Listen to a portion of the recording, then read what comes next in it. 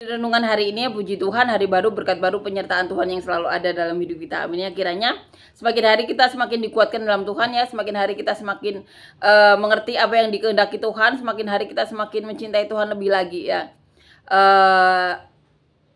Tantangan itu bisa terjadi ya pada siapapun, bahkan orang-orang yang dipilih Tuhan. Banyak tantangan yang dihadapi. Jadi selama ada di dunia, yuk mari sama-sama ya, kita saling dukung, saling support, saling bantu untuk melakukan apa yang menjadi kehendak Tuhan ya.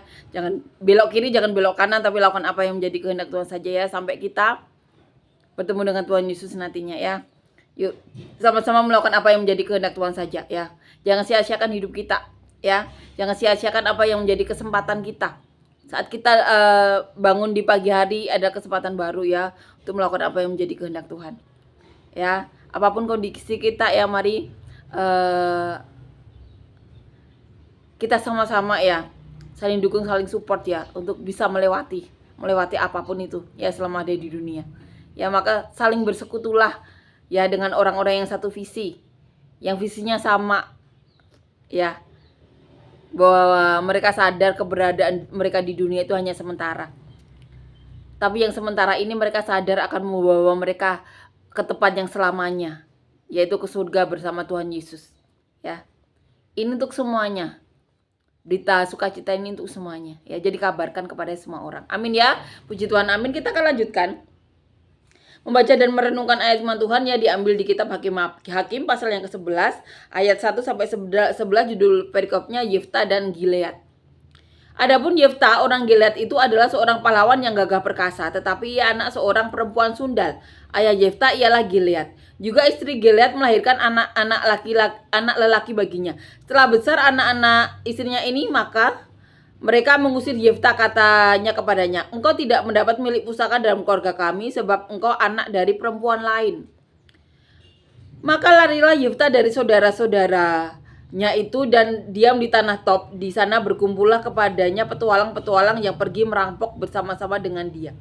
Beberapa waktu kemudian Bani Amon berperang melawan orang Israel. Dan ketika Bani Amon itu berperang melawan orang Israel, pergilah para tua-tua Gilead menjemput Yefta dari tanah Top. Kata mereka pada Yefta, mari jadilah panglima kami dan biarlah kami berperang melawan Bani Amon. Tetapi kata Yefta kepada para tua-tua Gilead itu, bukankah kamu sendiri membenci aku dan mengusir aku dari keluargaku? Mengapa kamu datang sekarang kepadaku pada waktu kamu terdesak? Kemudian berkatalah para tua-tua Gilead kepada Yefta, memang kami datang kembali sekarang kepadamu, ikutlah kami dan berperanglah melawan Bani Amon, maka engkau akan menjadi kepala atas kami, atas seluruh penduduk Gilead. Kata Yefta kepada para tua-tua Gilead, jadi jika kamu membawa aku kembali untuk berperang melawan Bani Amon dan Tuhan menyerahkan mereka kepadaku, maka akulah yang akan menjadi kepala atas kamu. Lalu kata para tua-tua Gilead kepada Yefta, demi Tuhan yang mendengarkannya sebagai saksi antara kita, kami akan berbuat seperti katamu itu. Maka Yefta ikut dengan para tua-tua Gilead, lalu bangsa itu mengangkat dia menjadi kepala dan panglima mereka. Tetap Yefta membawa seluruh perkaranya itu ke hadapan Tuhan di Mispa. Ya, jadi di sini ada Yefta ya, Yefta dan Gilead.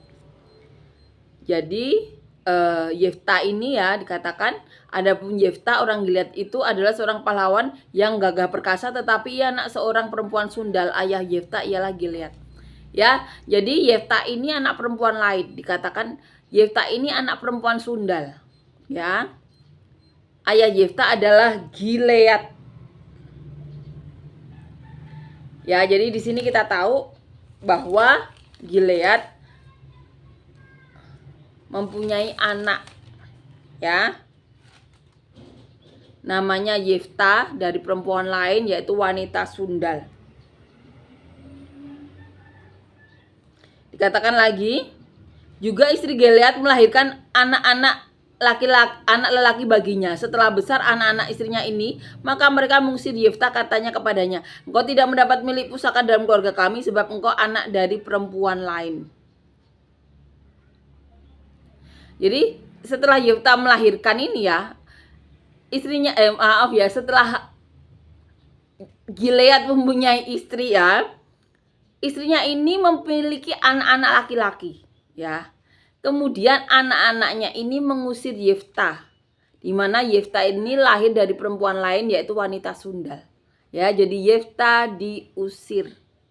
Ya. Katakan, maka larilah Yefta dari saudara-saudaranya itu dan diam di tanah Top. Di sana berkumpullah kepadanya petualang-petualang yang pergi merampok bersama-sama dengan dia. Jadi setelah melarikan diri karena diusir, Yefta itu berkumpul dengan petualang-petualang. Ya, di sini bahasa lainnya tuh perampok ya. Jadi Yefta merampok ya jadi petualang-petualang yang pergi merampok bersama-sama dengan dia ya, dikatakan seperti itu. Beberapa waktu kemudian Bani Amon berperang melawan orang Israel. Jadi setelah Yefta pergi ya, akhirnya berkumpul dengan para petualang itu, kemudian Bani Amon menyerang orang Israel. Dan ketika Bani Amon itu berperang melawan orang Israel, pergilah para tua-tua Gilead menyebut Yefta dari tanah Top. Ya, jadi ketika ada perang itu, orang-orang tua-tua ya, sesepuhnya dari Gilead ya, itu pergi menemui Yefta. Kata mereka kepada Yefta, "Mari, jadilah panglima kami dan biarlah kita berperang melawan Bani Amon." Ya, jadi saat itu tua-tua atau sesepuh daerah Gilead itu ya. Gilead itu juga nama ayahnya juga, mereka tinggal di Gilead juga ya. Itu minta Yefta untuk menjadi panglima. Tetapi ini kata Yefta ya. Tetapi kata Yefta kepada para tua-tua Gilead itu, "Bukankah kamu sendiri membenci aku dan mengusir aku dari keluargaku? Mengapa kamu datang sekarang kepadaku pada waktu kamu terdesak?" Ya, jadi Yefta berkata, "Bukankah kamu mengusir? Sekarang kenapa mendatangi aku ketika terdesak?" Seperti itu ya bahasanya ya, kalau bahasa kita ya. Kemudian berkatalah para tua-tua Gilead kepada Yefta, "Memang kami datang kembali sekarang kepadamu, ikutlah kami dan berperanglah melawan Bani Amon, maka engkau akan menjadi kepala atas kami, atas seluruh penduduk Gilead." Ya, jadi orang tua-tua itu memang bilang, memang kami menemui kamu. Jadi jadilah berperang melawan Bani Amon, maka engkau akan menjadi kepala atas kami, atas seluruh penduduk Gilead ya. Jadi itu yang ditawarkan para tua-tua, bahwa mereka akan mengangkat Yefta menjadi pemimpin mereka. Ini reaksinya Yefta ya. Kata Yefta kepada para tua-tua Gilead, "Jadi jika kamu membawa aku kembali untuk berperang melawan Bani Amon dan Tuhan menyerahkan mereka kepadaku, maka akulah yang akan menjadi kepala atas kamu." Ya, jadi Yefta itu menanyakan lagi. Ya, jadi kalau aku berperang, aku akan menjadi kepala kalian. Seperti itu ya kalau bahasa kita ya. Lalu kata para tua-tua Gilead kepada Yefta, "Demi Tuhan yang mendengarkannya sebagai saksi antara kita, kami akan berbuat seperti katamu itu." Ya, jadi itu yang dikatakan. Maka Yefta ikut dengan para tua-tua Gilead, lalu bangsa itu mengangkat dia menjadi kepala dan panglima mereka, tetapi Yefta membawa seluruh perkaranya itu ke hadapan Tuhan di Mizpah. Ya, jadi ini yang terjadi. Ya, biarlah nama Tuhan saja dipermuliakan dalam hidup kita ya. Suatu peristiwa ya di masa lalu. Ya, setelah Tola, Yair ya. Kemudian di sini Yefta dan Gilead ya. Para orang-orang pada zaman para nabi-nabi ya, pada zaman hakim-hakim ya, mereka memimpin bangsa Israel, dan waktu kepemimpinan mereka ya ada banyak peristiwa, dan di sini dicatat ya, walaupun tidak semua ya, tapi ini benar-benar menarik ya untuk kita pelajari ya, menjadi suatu tonggak bagi kita ya, bahwa apa yang dilakukan Tuhan itu akan tetap dilakukan kepada kita ya, kepada anak cucu kita, kalau kita melakukan kehendaknya, kalau kita mencintai Tuhan dengan benar. Bukti nyata melakukan bukti nyata mencintai Tuhan itu yang melakukan kehendaknya ya. Dan mencintai Tuhan itu tidak pernah sia-sia. Kalau Tuhan benar-benar merasakan cintanya pada kita, dia akan memberikan Roh Kudus, bagian dari dirinya sendiri, dan tidak segan-segan untuk berbicara langsung. Itulah Allah kita, seperti dilakukan kepada almarhum Pendeta Yesaya Parihaji. Beliau sering bersaksi di gereja Tiberias ya.